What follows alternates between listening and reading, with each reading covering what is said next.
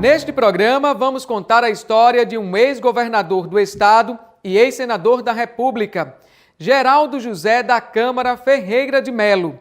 Era uma vez um menino que se tornou notável pelas habilidades de escrever e principalmente de falar bem em público.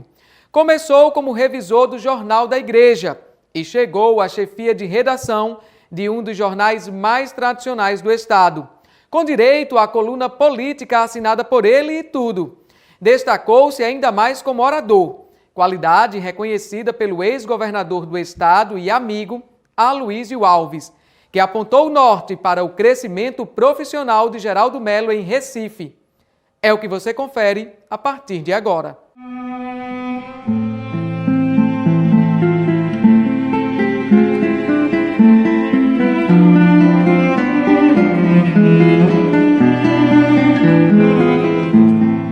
Eu não sei quem é esse tal de Geraldo Melo, não. É um homem encantador.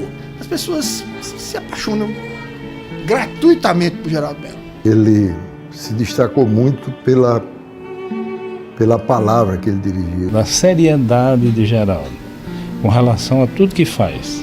A honestidade de Geraldo, que é muito difícil no meio político. A minha admiração por Geraldo Melo é tão grande que eu preciso cortar os exageros. Tenho o privilégio e a honra de ser seu amigo e o tenho como um verdadeiro irmão. O mestre, ele é meu porto seguro. Geraldo é uma pessoa de uma personalidade marcante. Ele, em qualquer recinto que ele chegue, ele se destaca pelo conhecimento que tem. A figura mais talentosa da minha geração. Ele é um produto da luta de 60. Ele é forjado no calor da última grande campanha, que foi a campanha de Aloísio Alves contra Djalma Marinho. Geraldo, para mim, é um dos políticos, é um dos homens mais preparados do Rio Grande do Norte, tanto do ponto de vista técnico, quanto do ponto de vista humanístico. O Geraldo tem uma bagagem muito boa, sabe? Como senador foi também brilhante. Então eu acho que é um nome que honra o Rio Grande do Norte, que enaltece o Rio Grande do Norte.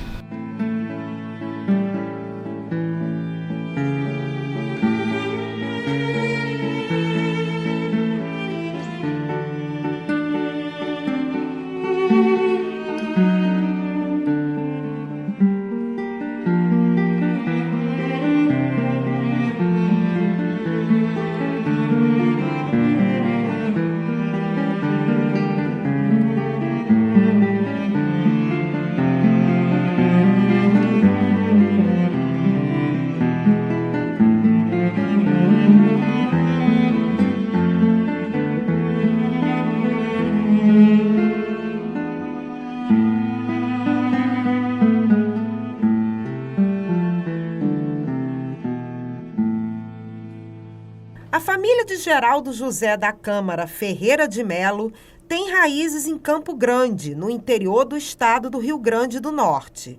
O pai dele, Pedro Ferreira Melo, era desse município e a mãe, Almira da Câmara Melo, tinha familiares lá. Mas foi na capital do estado que Geraldo Melo nasceu, em 12 de julho de 1935. Ele passou toda a infância e adolescência com os pais e os 9 irmãos em Natal. Segundo o filho do casal, Pedro e Almira, desde cedo o menino já tinha um sentimento de justiça social. Estava em João Câmara, o povo morrendo de sede, uma seca miserável, ia passar um trem da rede ferroviária com água, mas não ia parar em João Câmara. Eles colocaram os obstáculos na linha férrea, obrigaram o trem a parar, armados com 1 ou 2 revólveres, obrigaram a dar água para todo o povo de João Câmara, abastecer a cidade, e depois liberaram o trem. Geraldo gostava de estar em meio às pessoas. Curioso, ouvia e aprendia com os mais velhos. Eu conheci Geraldo Melo quando éramos estudantes secundaristas em Natal. Ele já era um destaque pela sua inteligência e brilhantismo, de forma que se tornou conhecido dos outros estudantes. Devido à facilidade com as palavras, conseguiu, por intermédio do pai, um emprego temporário de revisor do jornal A Ordem, da Igreja Católica. Como eu não era um menino rico, meu pai, eu acho que eu tinha aí 12 anos de idade, 14 anos de idade, aproveitou umas férias. Eu tinha um tio que era presidente da empresa editora do jornal A Ordem, que era um jornal da diocese, então diocese. Esse meu tio se chamava Joaquim Meira. E meu pai falou com ele, ele me arranjou um emprego de revisor do jornal A Ordem. Ainda hoje eu tenho os cacuetes de revisor. Se você digitar um texto e eu começar e tiver uns errinhos de digitação, eu não me controlo e tenho que corrigir. Então, terminaram as férias e terminou o emprego. Depois dessa experiência, conheceu o político e proprietário do jornal Tribuna do Norte, Aloysio Alves. Teve a oportunidade de se tornar repórter, além de ter uma coluna no jornal. No Colégio Marista, eu tinha um colega, que é um médico respeitado hoje, Dr. Quinho Chaves, que me falava sobre Aloysio.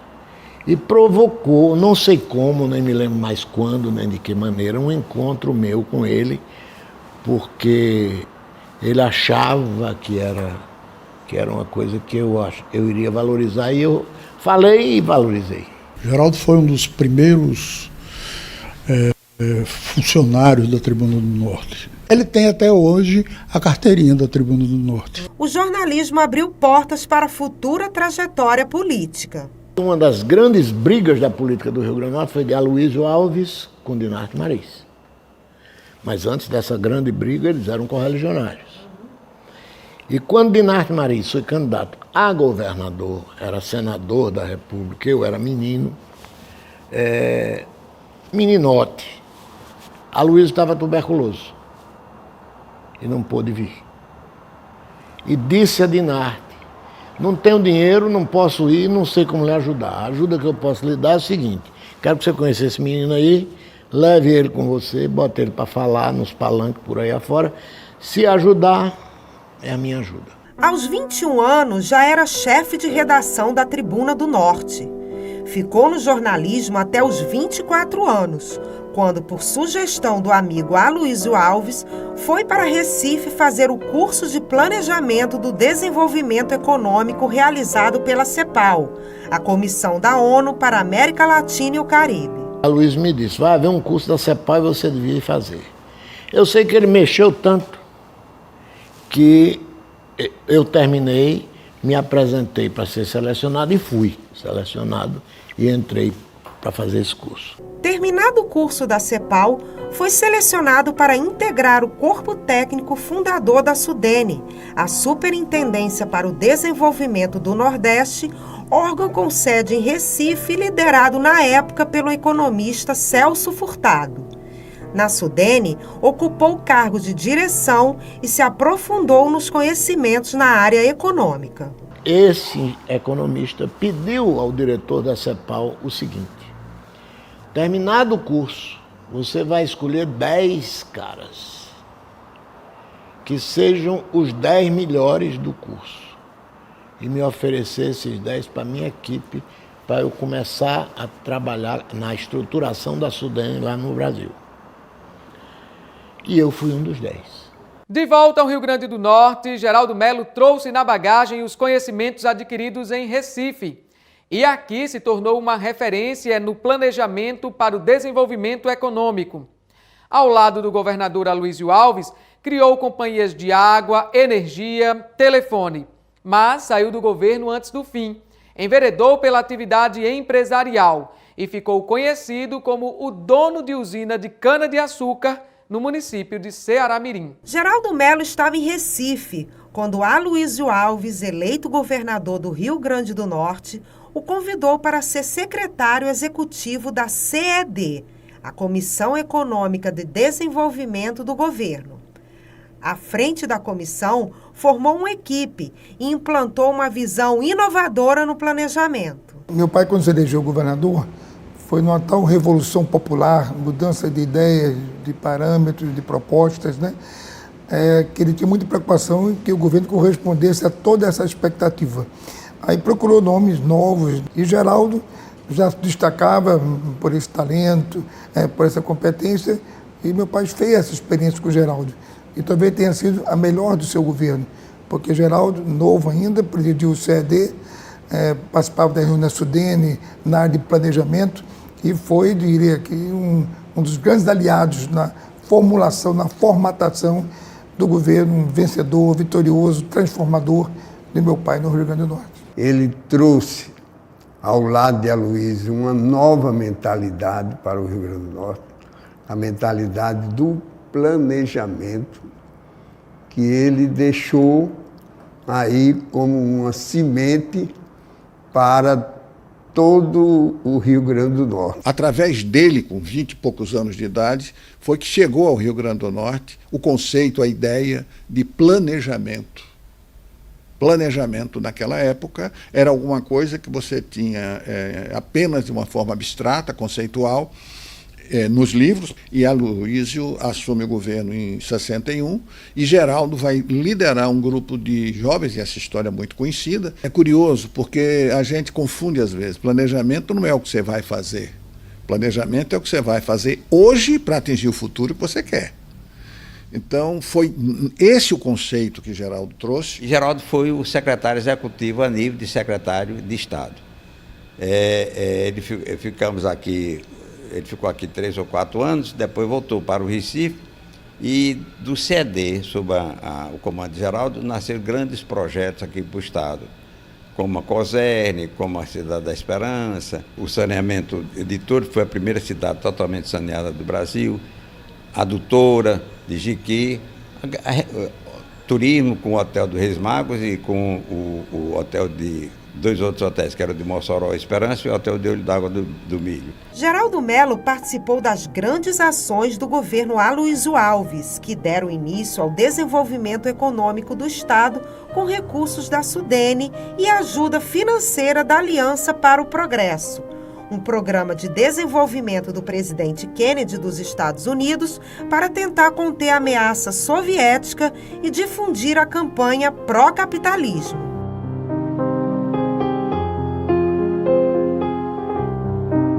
Nessa época, foram criadas a Companhia de Águas e Solos, Gasol, e as companhias de serviços elétricos e telefônicos, a COSERN e a Telerne. Eu cheguei para ele com a proposta de criação da Telerne, e ele ouviu tudo que eu expliquei, como era que ia ser, ia ter uma ampliação do sistema em Natal, mas ia ter também telefone no interior e tal, e a gente ia poder telefonar, que naquele tempo para telefonar era um negócio incrível. Ele ouviu tudo. Quando terminou, ele disse: espera aí, você está querendo me dizer que eu vou poder pegar este telefone que está aqui em cima da minha mesa e ligar para Angicos? Eu disse: exatamente. Eu estava falando no uso de centrais de micro-ondas, veja só, não era nenhum forno, não. Era um sistema de micro-ondas de rádio. Então, ele ouviu, disse: que é isso que você está propondo? Eu disse: é. Ele disse: olha, seu Geraldo, é por causa dessas ideias que você tem que todo mundo nesse estado diz que você é maluco.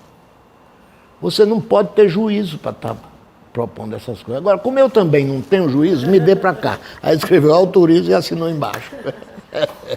Em 1964, Geraldo sai do governo. Em seguida, volta para a Sudene em Recife.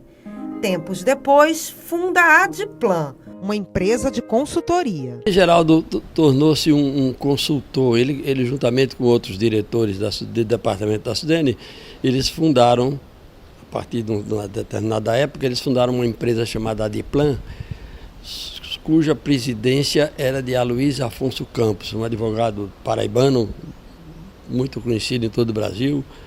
E eles tiveram essa empresa.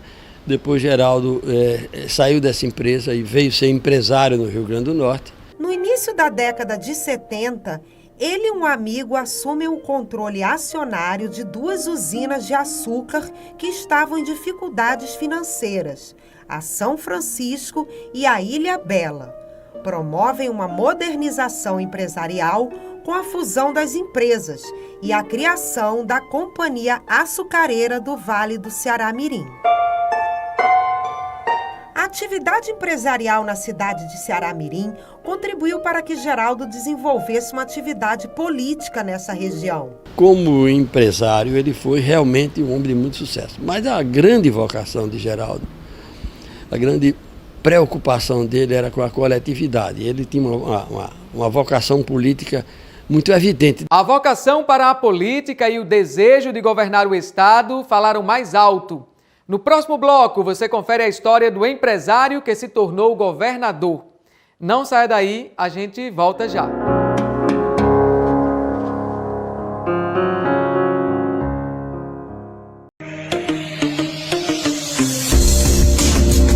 As principais notícias do Brasil e do mundo você fica sabendo no Lages News. Acesse lagesnews.com e fique por dentro das principais notícias da atualidade no lagesnews.com. Lagesnews.com, você bem informado.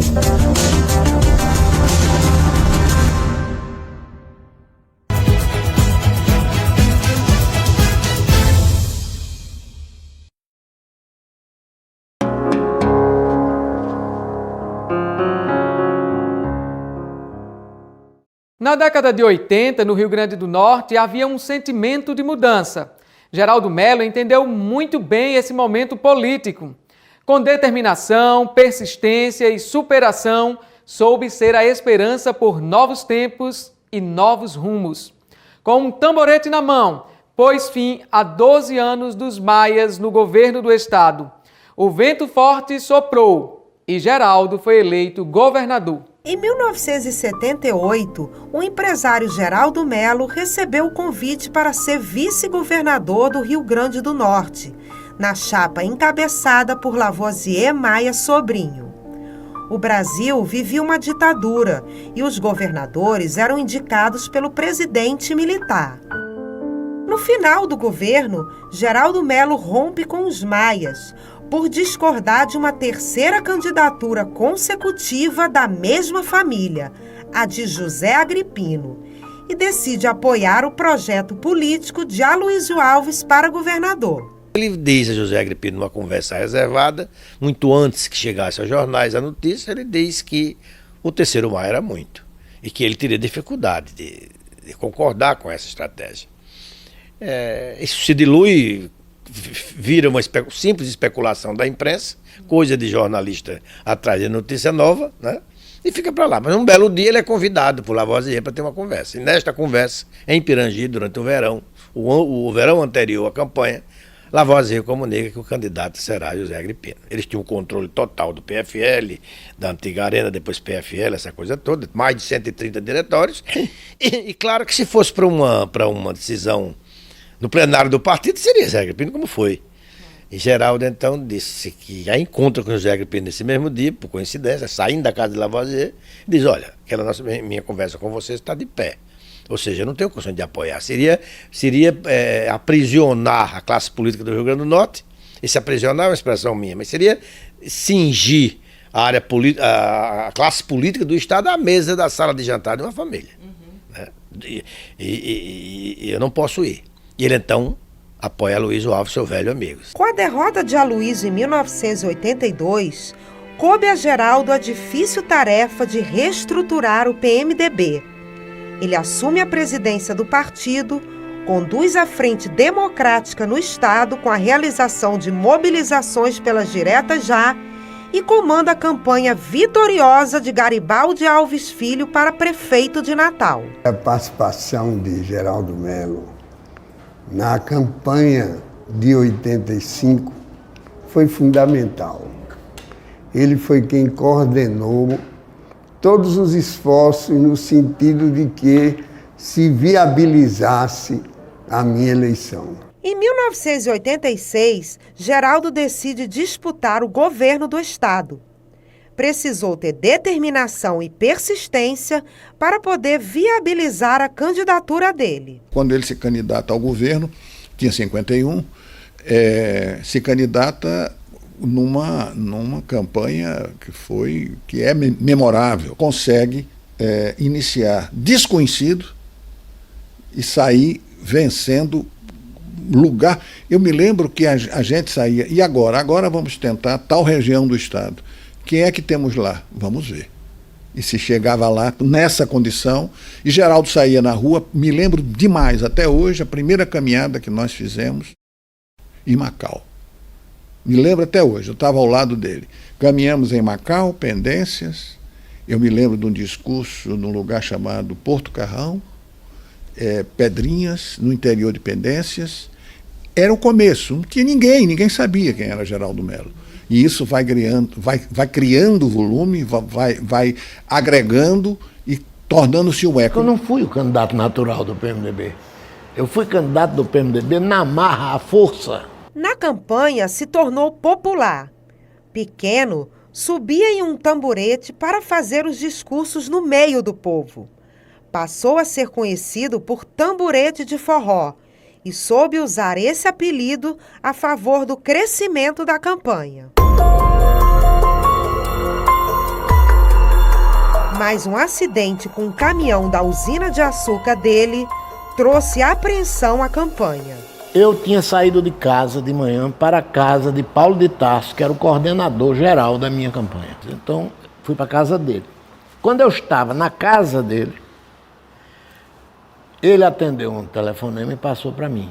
Era um irmão meu, Antônio, me comunicando que tinha acabado de saber que tinha virado um caminhão da usina e tinham morrido 8 pessoas.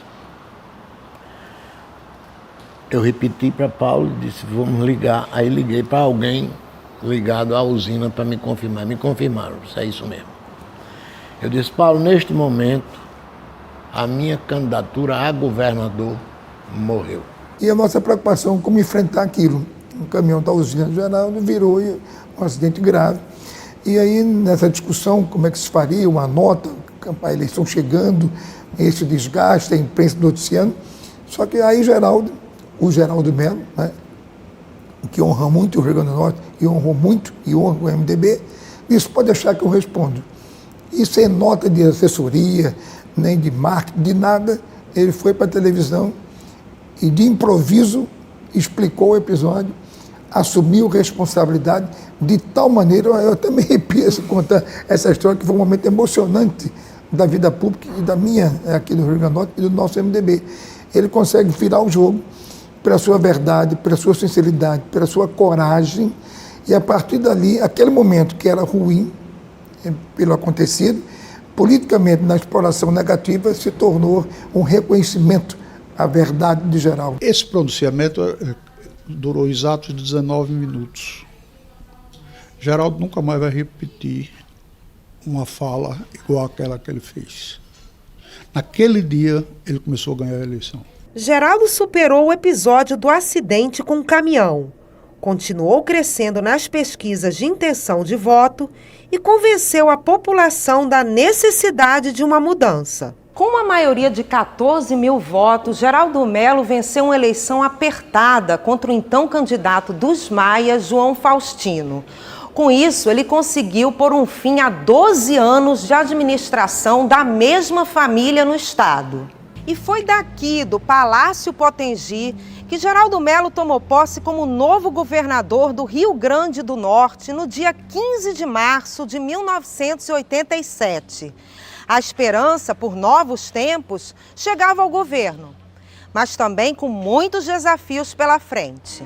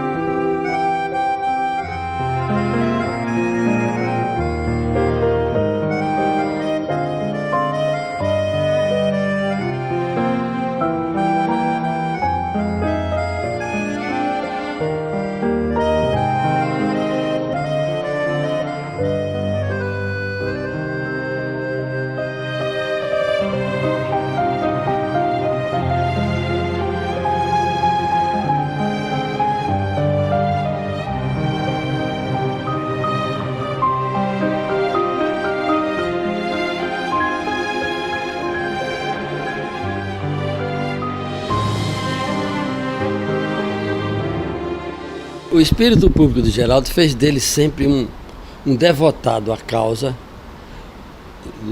da coletividade dos norte-riograndenses. Inclusive, ele muito bem demonstrou isso no seu discurso de posse, quando ele fez da varanda do palácio, no Palácio Potengi. Ele terminou o discurso, me lembro, dizendo o seguinte: agora é hora de trabalhar, vamos tirar a gravata. E tirou a gravata, simbolicamente tirou a gravata do paletó e passou a trabalhar. E havia mesmo muito trabalho pela frente. Vamos ver a partir de agora algumas ações do governo Geraldo Mello na assistência social, agricultura, habitação, infraestrutura, turismo e meio ambiente. Apesar das realizações, o governo enfrentou momentos difíceis, como o conflito com os professores. Além disso, administrou numa época de planos econômicos fracassados, inflação galopante e o fechamento do Banco do Estado, o Banderne. Geraldo Mello teve a preocupação de formar um secretariado de conhecimento técnico. Ao lado de especialistas, implantou ações inovadoras no Estado. Surgiu da imaginação dele o Programa do Leite, que foi de uma repercussão excelente para a pecuária do Estado. O início do programa de adutora foi com ele. Fez o programa de Casa de Farinha, fez uma série de programas outros para o setor primário. Fez a expansão do centro de convenções, foi bastante atuante na área de educação. Enfim, dadas as circunstâncias durante o governo dele, circunstâncias políticas, circunstâncias econômicas, o problema da inflação, o governo de Sarney, a Constituição Nova, o grevismo que se instalou no país a partir da Constituição Nova, né? Ele fez um governo que eu acho muito bom. No início do governo, um dos principais problemas foi a seca.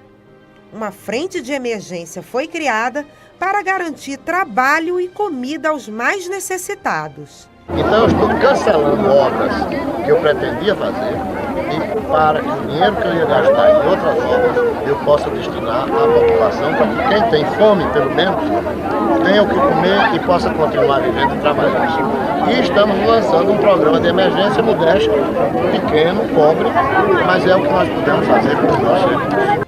A ação contou com a participação de vários secretários estaduais e do diretor da CIDA, a Companhia Integrada de Desenvolvimento Agropecuário. Eu, como diretor da CIDA, fui incluído porque era a forma mais fácil de se adquirir alimentos para se fazer uma cesta de trabalhadores rurais, na época, trabalhando em todas as regiões do estado. Então foi implantado uma frente de emergência que se contratou 120 mil homens. E eu fiquei incumbido de comprar, fazer e distribuir 120 mil cestas por mês. Paralelo a isso, existiam outros órgãos da Secretaria, como a CEPA, de Planejamento da Agricultura, e foram feitas várias cisternas no Rio Grande do Norte, em vários lugares. Se comprou bastante milho no centro-sul do país, principalmente da Conab, se trouxe, se vendeu barato e a prazo para o produtor rural. E isso foi uma ideia que foi muito boa para a época da seca, para os proprietários. Alguém achava que aquilo ia ser um grande calote dos proprietários. E para meu prazer e o dele, a adimplência foi de 95%. Sinal que o agricultor é bom pagador. Na agricultura, o governo estimulou a irrigação privada de pequeno porte por meio do programa Sertão Novo. Ele deu o pontapé inicial nessa irrigação, com um programa muito avançado. Não só de fazer barragens, como é o caso da barragem Boqueirão de Parelhas, como é a barragem do Sertão Central, a Expedito Alves, mas também para incentivar imediatamente a irrigação. Nós fizemos um programa que mais ou menos é o seguinte: ninguém tinha a prática da irrigação, o investimento para comprar os equipamentos era caro e o agricultor não sabia certo manejá-lo, e foi distribuído kits de irrigação, motores, até pivô, que o agricultor ficava com ele e para pagar na produção quando houvesse. Isso foi um avanço tremendo para popularizar a irrigação.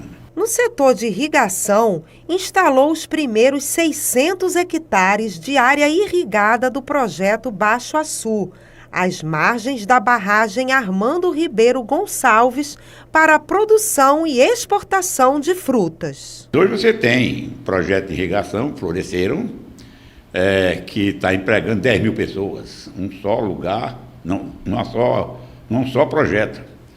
Quer dizer que isso deu certo. O Rio Grande do Norte é grande exportador de fruticultura e de outros produtos da agricultura. O passo inicial foi de Geraldo. Na habitação, concluiu obras do governo anterior e iniciou a construção de novos conjuntos habitacionais. O BNH tinha acabado e a gente começou a trabalhar com Caixa Econômica e conseguimos fazer alguns projetos importantes, terminar algumas coisas que estavam muita coisa que estava inconclusa do governo anterior, do governo Zé Agripino, e iniciar coisas novas. O projeto 30 de setembro, o Parque dos Coqueiros, aqui, e deixamos um estoque muito grande de terrenos. Né? Nós deixamos um estoque de área muito significativo. No setor de infraestrutura, foram asfaltados 185 quilômetros de rodovias e uma grande obra foi realizada, a duplicação da Ponte de Igapó. Com 610 metros de extensão, a estrutura ajudou no desenvolvimento do turismo no litoral norte e serviu, na época, para desafogar o trânsito da zona norte da cidade. A ponte fazia parte do projeto de construção do trecho da BR-101 entre Natal e Touros, pensado pelo arquiteto Jaime Lerner. Na época, o governador recomendou alterações no projeto para atender questões ambientais. Estava concebido num projeto em que era pouco considerada a presença de vila de pescador, de manguezal. O apelo da responsabilidade ambiental não era tão forte quanto é hoje. E foi Geraldo que, conversando com Jaime Lerner, redefiniu o eixo, reposicionou o eixo da rodovia, tirando da onde estava e recuando 2 quilômetros, 3 quilômetros, permitindo que ela tivesse hoje a posição que tem. E não fosse só uma estrada de interesse econômico, mas fosse também de interesse turístico e de preocupação com responsabilidade ambiental. O governo Geraldo Mello também se destacou na segurança pública, com forte incentivo às ações policiais. Na área da saúde, implantou o SUS, construiu hospitais, 3 hemocentros e o Centro de Reabilitação Infantil. Apesar dessas realizações, o governo enfrentou muitas dificuldades. Uma delas foi na educação, com greves e protestos de professores. Os conflitos com educadores eram constantes. Eu fiz na educação muito mais do que qualquer outro governador, depois de mim e antes de mim.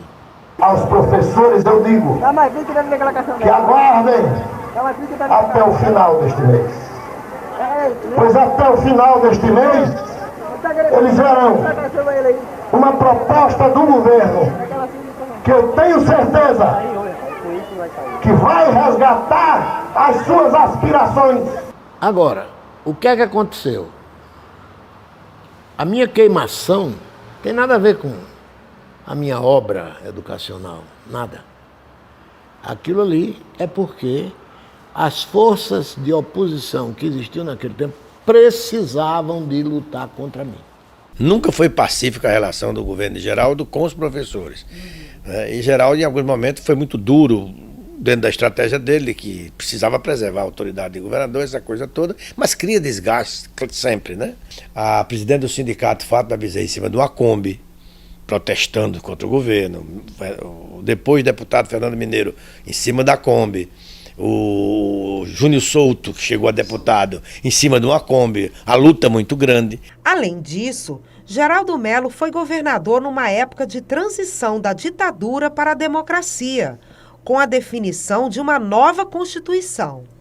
Outras grandes dificuldades foram os planos econômicos fracassados do governo Sarney e o fechamento do Banderne no governo Collor.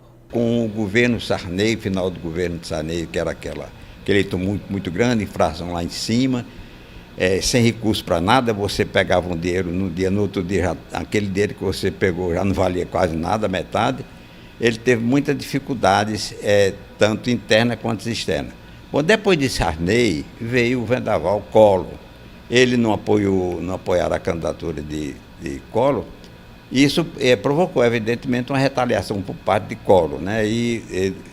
Na mesma ocasião que enfrentavam uma seca muito grande, Collor mandava o recurso direto para a prefeitura e não passava pelo governo do Estado. Só para você ter uma ideia da pequena coisa, né? Depois, quando veio a eleição do sucessor de Geraldo, Geraldo não apoiou o candidato de Collor. E então ele retaliou de uma forma muito abrupta, muito dura, com a liquidação extrajudicial do Banderne. Fim do governo, Geraldo Mello fica afastado de cargos eletivos. Volta 4 anos depois como senador da República. Isso é o que você confere daqui a pouco. Nós voltamos já.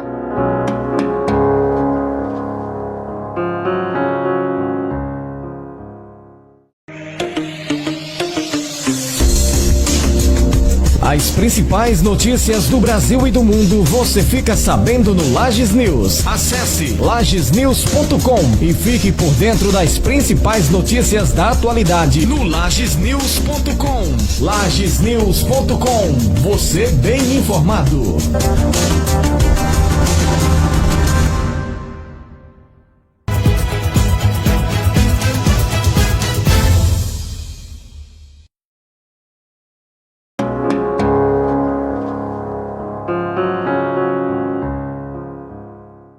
Estamos de volta com o programa Personalidades com a biografia de Geraldo Mello. Potiguar que fez história em Brasília. Foi eleito e reeleito vice-presidente do Senado e se destacou como orador e pacificador de conflitos entre os senadores. Na tribuna da Casa Legislativa, adotou posicionamentos neoliberais. Ao final do mandato, tentou voltar ao Senado, sem sucesso nas disputas eleitorais. Após 4 anos afastado de cargos públicos, Geraldo Mello foi eleito senador em 1994 pelo PSDB durante o governo de Fernando Henrique Cardoso. Leitor voraz e com grande bagagem intelectual, no primeiro discurso que fez no Senado, exaltou a cidadania e um sistema social-democrata. O Senado me deu grandes momentos, por exemplo, eu fazer um discurso em nome do Brasil, como primeiro orador de uma reunião de presidentes de senados de todo o mundo, na tribuna do Senado da França, no Palácio de Luxemburgo. Eu fiz.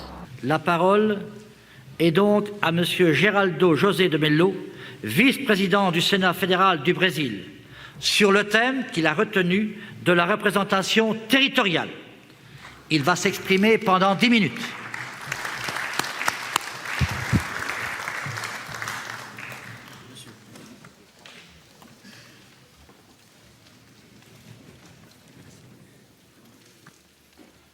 Monsieur Christian Poncelet, digníssimo presidente do Senado da República Francesa.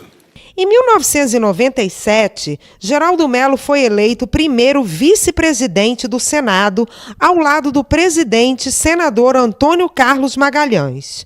Eu acho que Geraldo é um patrimônio que o Estado, infelizmente, abriu mão.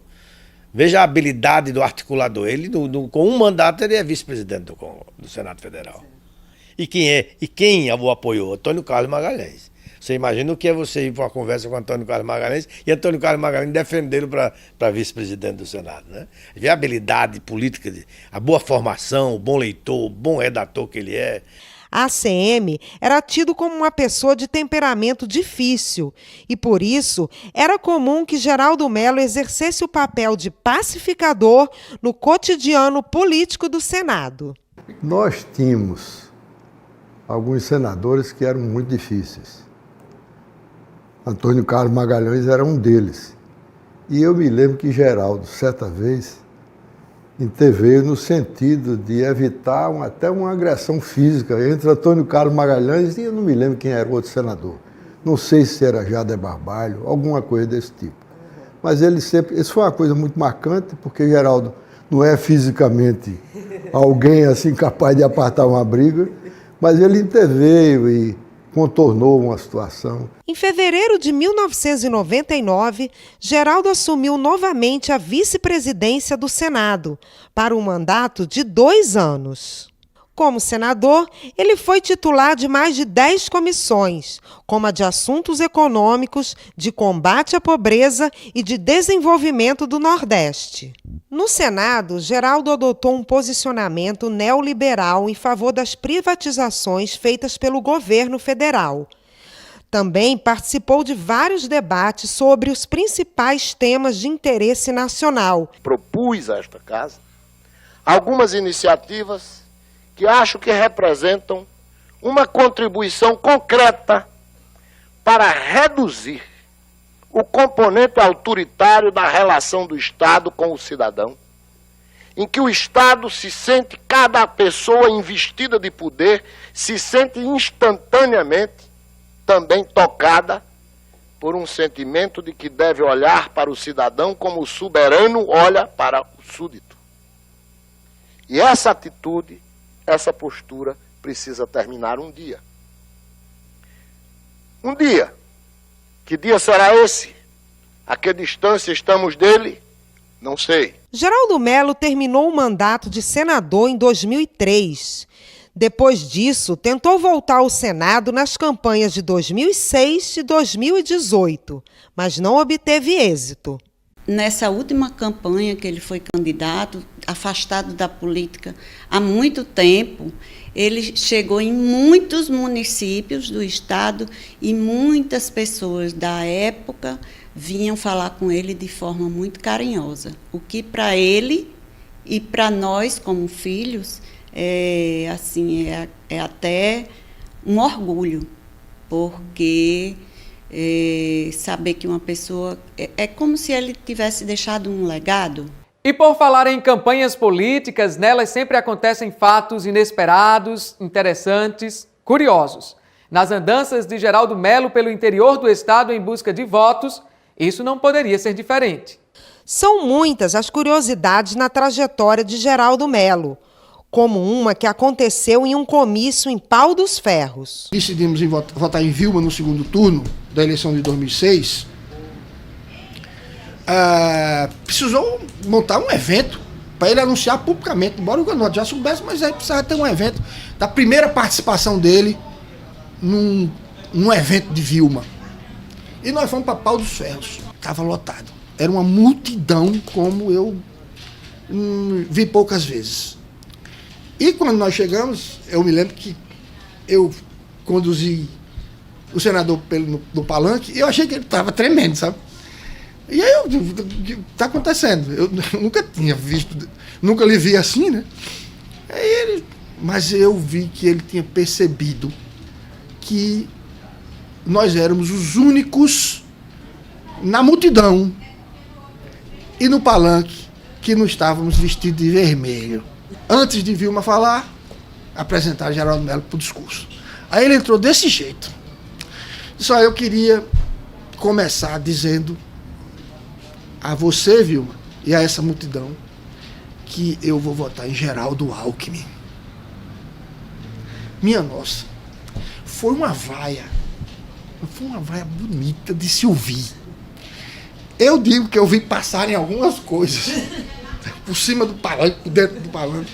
E aí eu, pensando que ele ia começar o discurso, ele fez: eu vou repetir, Vilma, eu não voto em Lula, eu voto em Geraldo Alckmin. A vaia já foi mais branda.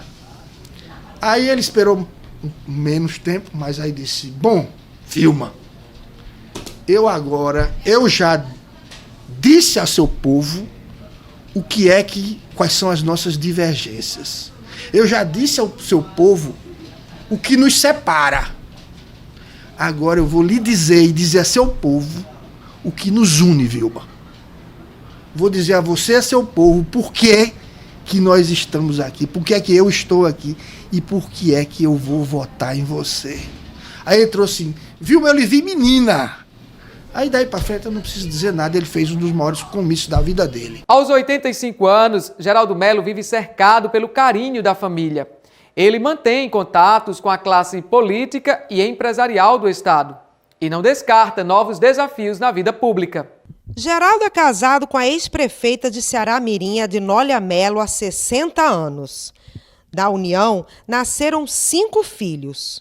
A única filha mulher do casal destaca a honestidade do pai, conhecido como um político de mãos limpas.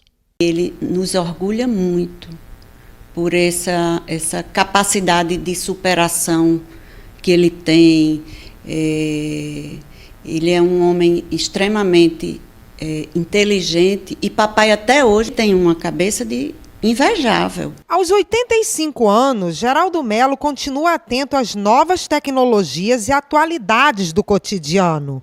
Mantém constante diálogo com a classe política e empresarial e diz que está apto a fazer tudo o que a idade permitir. Adenauer assumiu a presidência do governo alemão pela segunda vez com 90 anos. O que é importante é saber se o meu juízo vai ficar aqui. Se ele ficar, eu não tenho por que achar que eu sou velho, eu tenho que... Não tem por quê. Eu não vou fazer as coisas que não são próprias. Por exemplo, eu não sou candidato a ser titular da seleção brasileira de futebol, né? Porque eu não tenho fôlego para isso. Então, há coisas que um cara da minha idade não se mete a fazer, porque não dá, não tem como fazer. Claro. Agora, aquilo que é possível a um homem da minha idade fazer, se estiver lúcido, eu não tenho por que ter medo de fazer. Uma história de coragem e obstinação, de quem soube planejar e atingir objetivos, de quem teve a habilidade de dialogar com os mais diversos grupos políticos, de quem chegou ao poder e escreveu capítulos fundamentais na história do Rio Grande do Norte.